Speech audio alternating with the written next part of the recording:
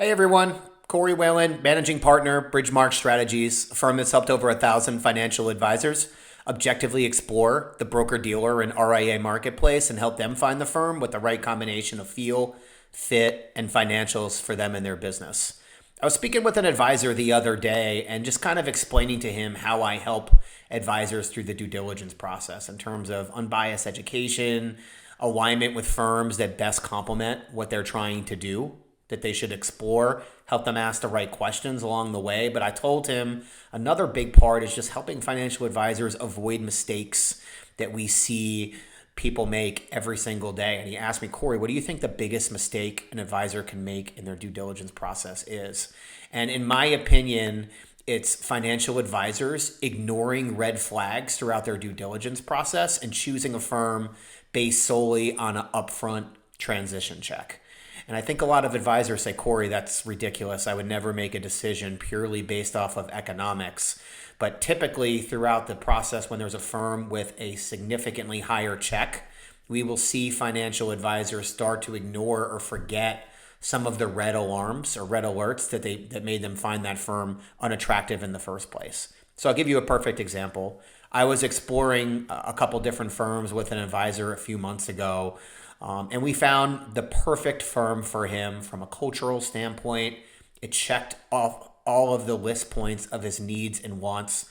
He loved the tools and technology and saw that this firm could really springboard the growth of his practice into the future. And he was about to sign an offer letter, and then a firm out of left field that he spoke to previously, who he didn't really like from a cultural standpoint, didn't like the business structure of the organization, and wasn't a huge fan of the technology. All of a sudden, they offered him, this $1 million producer, an extra $200,000 a year to affiliate with their firm up and above the other firm. And then all of a sudden, this subpar firm was back on the list. And through coaching this financial advisor, I told him a big part of our process is helping financial advisors not make emotional business decisions. This financial advisor, in his mind, already had that $200,000 spent on whatever it was that was important to him, whether it was family vacations, whether it was paying off his kids' student loans, a down payment on a lake house, whatever it is. He got really, really excited about that money, but started to explain to him that, he's going to sign a 10-year deal, taking that extra $200,000, with a firm, and he needs to consider this, as a marriage. You need to find the firm that has the best combination of feel and fit for you. And if the economics align after that, and there's a huge upfront transition check that aligns with that, by all means, go for it. But if you're just going to marry a firm, solely based on money, just like a real marriage in the real world, that marriage isn't going to last very long. And then we just started to kind of go through some of the math.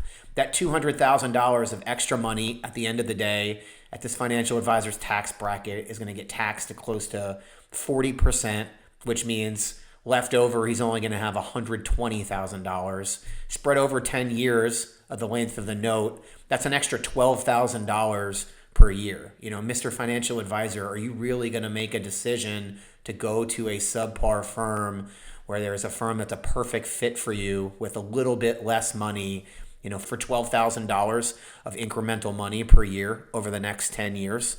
So luckily, the financial advisor, after breaking all of that out, decided to go with a firm that truly was the best fit for them. But that's just one of the many ways that we help financial advisors manage their emotions, focus on the long term, and make a better decision based off of that, and not, step over dollars to pick up pennies.